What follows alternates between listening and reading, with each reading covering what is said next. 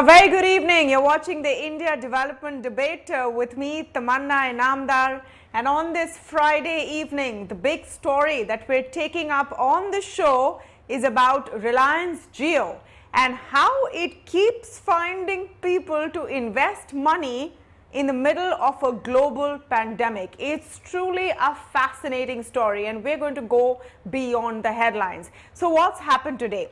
Yet another fund, which is an Abu Dhabi based fund this time, Mubadala, has invested in Reliance Jio. The investment is about 9,000 crore rupees, and now in a matter of about 6 weeks, Jio has raised over 87,000 crore rupees, starting of course with Facebook and then a host of other funds who have come in. But the story doesn't end just there. It's also a story about how one of India's, or in fact India's largest company is redefining itself, is reinventing itself. And the COVID-19 pandemic may just be the perfect catalyst for RIL to transform from an oil behemoth to a tech mega company. We're going to get into some of those details with people who track RIL and can understand where Mukesh Ambani is taking this company very closely up ahead on the show. But first, just let me get a sense of all of these investments. And for this, my colleague Ajay is joining me. Ajay, what is making Jio so attractive to a wide variety of investors, that too in the middle of a global pandemic? Well, the attractiveness of Jio platforms seem to be increasing as far as global marquee investors are concerned, with Mubadala, which is the Abu Dhabi based sovereign wealth fund, coming in and doing the transaction of 9,000 crore. The valuations are roughly around the 5 lakh crore mark, but the kind of investors, Facebook, Silver Lake, now Mubadala, and marquee investors, General Atlantic, all of them actually coming in and picking stake, endorses the view of the business model, the scale at which it has been built, and the kind of earnings potential the TMT, technology, media, telecom trio, which Reliance Industries is trying to put together, can actually bring in the coming years. The way people have been looking at Reliance in the last several decades is also going through a change. A textile company, a petrochemical, oil and gas major, and now completely transforming into a technology, media, telecom empire which can rival any large company globally. And in fact, overseas investors have started looking at Reliance Industries in the light they actually look at some of the FANG stocks. The size may not be there yet, it is just about $100 billion, upwards of 130, but global have been trading between 100 to 200 to $1 trillion. But the complexion of the business model clearly is going in that direction, and that perhaps not only made Mukesh Ambani Asia's richest man, but also made the shareholders of Reliance Industries quite wealthy in the last couple of months alone. You know, the kind of change which is coming about in one of India's bellwether companies, of course, is being seen in its stock price also over the last few days, with that rights issue gaining a lot of traction. But it also shows how important it is to have the ability to change. We're looking at the story today in terms of strategy, in terms of business strategy, and it's an important story because it's one to draw a lot of lessons from at a time when COVID-19 has changed the parameters for all of us in every sphere of our life. So what exactly has Mukesh Ambani done? He has turned over time this company from what is essentially a petrochemical company towards a tech behemoth. To get some insight into where that strategy could lead and what it's all about, I'm joined today by Deven Choksey and Probal Sen. Welcome to both of you, and great to have you on the show. Deven, let me begin by just getting your take on the topic we've picked up today, because I know you track RIL very closely. In a few years, or even now, is it fair to say that RIL is largely going to be a tech company? So, good evening, Tamanna. The important point I think which you have raised about, I think whether it's a tech company, if you look at, I think RIL's current structure now, RIL would be, I think, typically a holding company, down under which I think they would have three different companies. One of them would be O2C, that means oil to chemical. company, which they have got NCLT approval recently. They have Jio platform as a second company, I think, which is largely catering to, I think, all the technology related stuff that we are talking about. And they have retail company, which is basically engaged in the business of retail. Now, typically, I think looking at Jio platform and making this as a technology platform, the answer is yes. They have built a complete ecosystem on one side, which is fiber to tower ecosystem. On the other side, I think they've built in, I think, vertical wise, different applications, which are there in the e-commerce space, which are there in education space, healthcare space, gaming space. Uh, so they have already built up, I think, this particular vertical based approach. And I think now they're integrating content to these verticals and adding the transactions to it. The Jio Mart is a classic example, wherein I think they are adding the transaction to the vertical of retail, in which I think this particular platform is operating.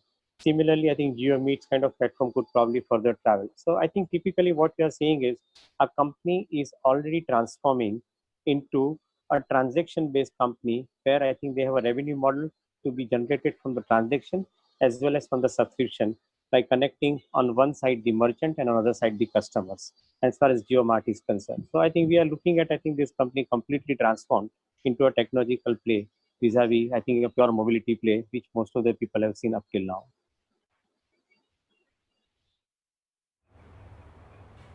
Yeah, absolutely. Now, I want to understand why this is happening, and is that sort of ability to, be flexible and move what is keeping this company on top? Prabal, just to get your sense of why you think that Jio Platforms is so attractive and has had a slew of suitors in just about 6 weeks, and 6 weeks which have been the worst for the world in every way possible, including in terms of investments. Yeah. Yeah, thank you for having me on the show. Good evening. So I think uh, what makes it attractive, very very simply put, I think is a confluence of multiple factors. If you really look at what Geo brings to the table, this is a company which in a span of probably, I don't know, just about 3 to 4 years has gone from absolutely nothing to creating a 380 million plus subscriber base at various price points, obviously, which is probably among the probably the top five in the world in many ways in terms of even a mobility business. More than that, what Mr. Choksey was mentioning, the content, on one side, the infrastructure on the one side, as well as the content ecosystem on the other, both of them have been actually created and brought on stream at the same time. Now, barring China, which has, and that perhaps feeds into a lot of US investor perception today in the first place, is that if you look at how many such plays can actually offer this kind of growth potential over the next 5 years, barring China, I would say you would struggle to probably find more than two or three names. And Geo Platforms, given the kind of backing of its parent and the growth potential, even from here, stands out. Till today, if you really look at it, for all the talk about creating the ecosystem and having the content in place, having a lot of enterprise solutions and apps and so on, the fact is that what has been monetized today in terms of actual numbers is still essentially the mobility and data business, which accounts for more than 90-95% of revenue. So very very clearly, what these guys are paying money for is certainly not a mobility business. Nobody pays 11 times 1 year forward EV EBITDA for just a mobility business. What they're paying for is the potential that they see to leverage on the back of this, and perhaps also bring in their expertise to help Geo monetize. Today, if you really look at the profile of the investors who've come on board, every investor actually brings something different. Facebook is a master at actually monetizing a database of human beings, for example, in a way, in the sense that they provide free access, and yet they are able to piggyback on the data collected to make money, while the likes of Vista and maybe General Atlantic are invested in enterprise software companies who can actually help Geo Platforms perhaps customize solutions and really create more targeted business solutions on the cloud side as well as the enterprise software side.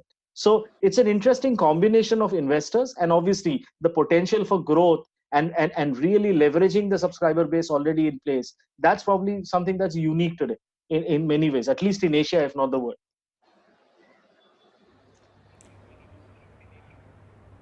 I find that very interesting because this has come up a couple of times already. There is potential for growth. Deven Choksey, I want to get your view on this. Right now, in terms of earnings, what Jio is earning, because in the beginning of its existence as a telecom player, it was largely burning a lot of cash to starve the other competitors of oxygen.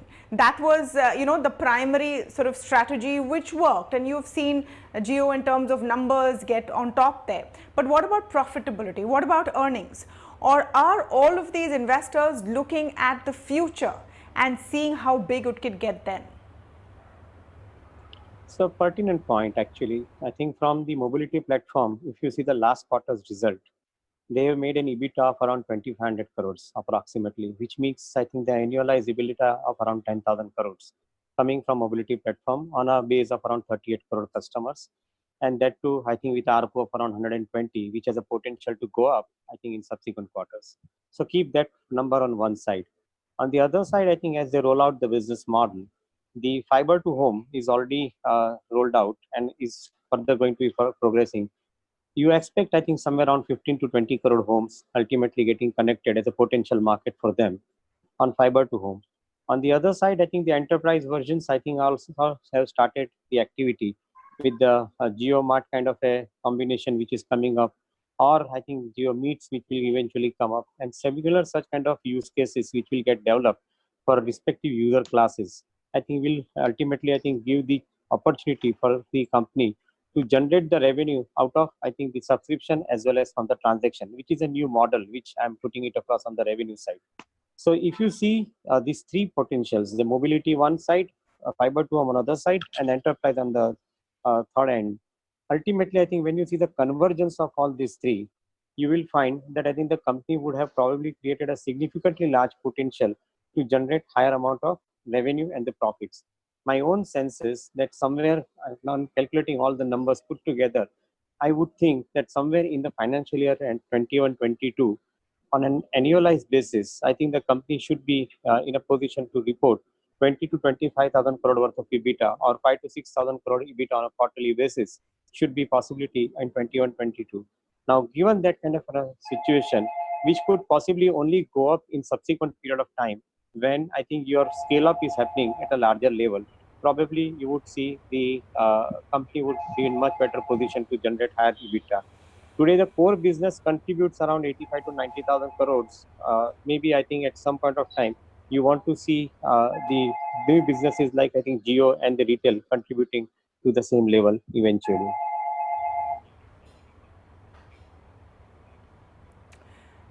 Okay, let me just get a sense of the strategy here. And this question once again for Deven Choksey.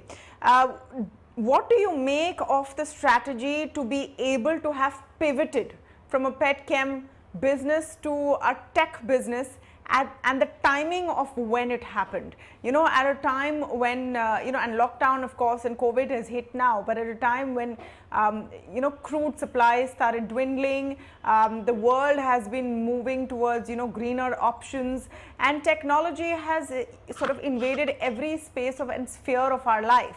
So do you think that that kind of vision has really helped position RIL where it is today? Yes, I think on one side you have the consumer facing businesses, call it geo platform, call it retail.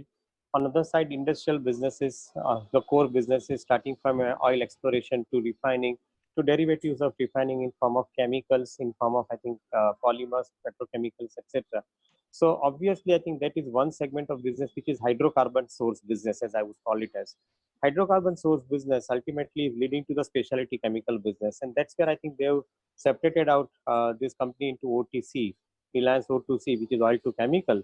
I guess I think there is going to be a significantly large play as far as I think the specialty chemical business is concerned from this particular separated out entity. So in my viewpoint, on one side, if the industrial business, which has the tendency of I think becoming commoditized, I think they would be continuing to generate higher amount of cash flow with the special focus on the specialty chemical where the margins are expected to be on a higher side. And on the other side, the consumer facing businesses, which have typically, I think, technology as a backbone, which has a larger ability to scale up. And I think next 10 years, probably I think the company would be in a much better position to scale it up to a larger level, because I think data consumption is likely to increase with the use of IoT, with the use of OTT, and similar such kind of platform, which is likely to create, I think, machine-based environment, which is going to be much bigger and larger going Right. forward. So it is typically balancing out the industrial business with the consumer business as a You know, strategy which the group has put across. okay, so an interesting strategy there, but I want to talk about the timing a bit. And Prabal, a slew of these investments, and we've been saying from the start that when no one is getting investments, these investments have come in. Is it also because, in a sense, of COVID-19 and the circumstances around it, which may have pivoted Jio's play? For example, a plan like Jio Mart, or to get people to buy more groceries online, they want to do it right now when everything is in lockdown and people don't want to go to stores, or watching movies online faster, or consuming much more broadband when people are at home and working from home. On the other hand, people want to get out of China or look at options to China. So do you think that all of these factors, in a sense, have contributed to this pivot? Um, I would say that it's probably a bit simplistic to assume that all these deals have come together only because the lockdown is in place. You are right to the extent that possibly the closure of these deals has been precipitated by the fact that the lockdown and the increased wariness, if one can call it that, of investing or continuously investing only in Chinese startups. Maybe that has played a role in the investors actually coming ahead and closing the deals. But I would presume that deals of this size don't really get closed in a month. Whichever, I mean, announcements are on one side, but the fact of the matter is that these deals would have probably been negotiated No, no, from the time. yeah. No, uh, no doubt about it, Prabal. yeah Uh, yeah yes, no doubt about it. And in fact, a lot of insider accounts of how all of these deals were actually closed. So I'm not suggesting because of lockdown and people using more data, Facebook said, "Chalo, let's invest." That's not what I'm right suggesting at all. I'm right saying about how these particular circumstances would have contributed to the hastening of using the kind of services that Jio is providing for its large base of customers. Oh, absolutely. And I think that is there's no doubt that the attractiveness of geo platforms for a potential investor has gone up immensely in the last 2 months. I mean, looking at the kind of structural changes one is looking at in the way people actually basically work. The extent of work from home that can actually increase. Plus, as you rightly mentioned, the amount of video and content that people are now consuming at home. Obviously, the value proposition for a company like Geo Platforms, with the kind of data backbone that they have, with the kind of additional capacity they have for even more of data consumption than already happens across their platform, I think that has definitely contributed to sort of increase the strategic importance of Geo Platforms in the eyes of the investors, and definitely more activity for customers. I completely agree. Yeah. So now we've been talking about everything that's going well strategically for Jio, why it's looking so exciting. Let's take a look at some of the challenges ahead. And Prabal, I want you to go on this first. Mhm. All of these investments, of course, have been made on the basis of future earnings potential that it goes. Jio Platforms is trying to transform into a sort of hold all kind of company where you have payments as well as broadband, as well as shopping, as well as pretty much everything under one umbrella. What are the challenges this venture faces? Um, I think one of the things that always is a challenge for any very very fast growing digital company is that execution and service levels can sometimes actually lag behind the launch. I mean, GeoMart is a classic example.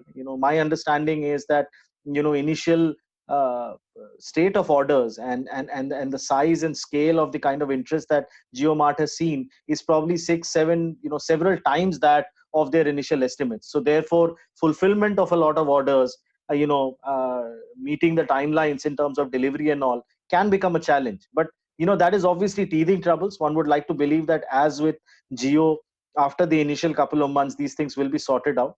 All right, so we'll wait and see how the story unfolds, but a very interesting development in for Indian industry, and definitely it's a sign. You have to take lessons from these things, that if you can look forward to the future and realize that you need to pivot, you need to reinvent at the appropriate time, you could be a winner.